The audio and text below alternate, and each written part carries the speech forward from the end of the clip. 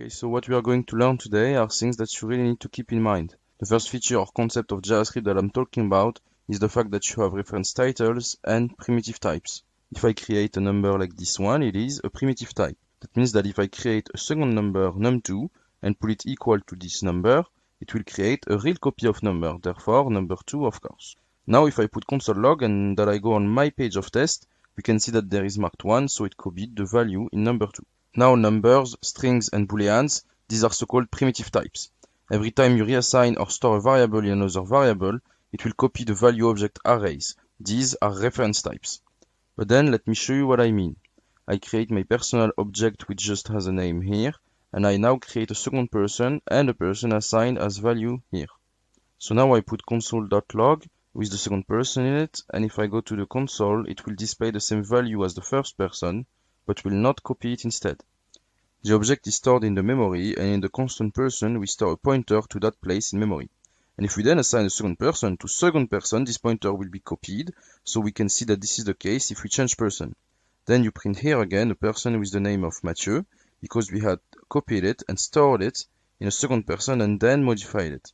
Now if you go to the console, you will see the name. Here you can see the name Max.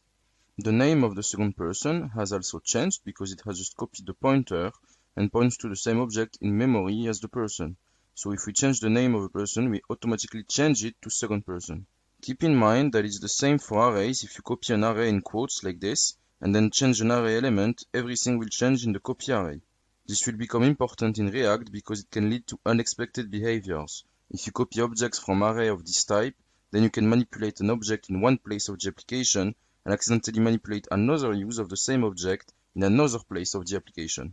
So we're going to learn techniques to copy that immutably, which means we're going to copy that by actually copying the object and not just a pointer, because we can use that operator. Now we just need to create a new object person here and spread the properties of these persons. This will extract the properties and values of the object properties and add it to this object. I'll show you. Remember the 3 dots in the last video? Now, if we go here, it displays the name Mathieu.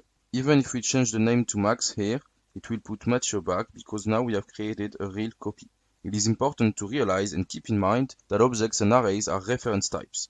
If you reassign them, you copy the pointer and not the value. So if you want to do this operation in a real way, you will have to create a new object and just copy the properties and not the whole object. This is something important to keep in mind. Okay.